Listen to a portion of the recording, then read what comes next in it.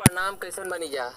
हम रवि जी रउरा सभी के हमारे चैनल विश्वा शक्ति फिल्म्स में स्वागत बाटे। रउरा सभी के बीच आज एक बात बताए जा रहल बानी। भोजपुरी के सुपरस्टार गायक और अभिनेता प्रमोद प्रेमी यादव जी का परम शिष्य पिंटू प्रेमी यादव जी का एक बवाल वीडियो सॉन्ग रिलीज हुआ है।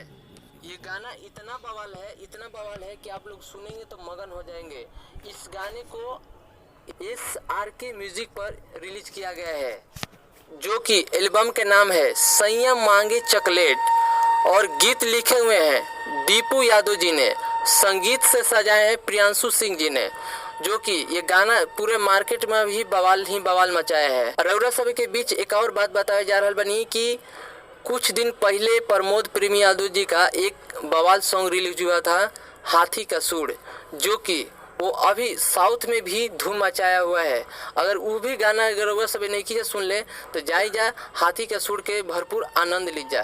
तब तक खातिर मिलत नहीं जा अगला वीडियो में, और ऐसी डेली हमारे अपडेट पावे खातिर हमारे चैनल से जुड़े रह जा। अगर नया बनी जा तो चैनल के सब्सक्राइब कर लीजा, अब बेल आइकन के दबाव ना भूलम जा, ताकि आवे वाला वीडियो अब तक पहुँच पाए। तब तक खातिर मिलत नहीं जा अगला वीडियो में। जय हिंद।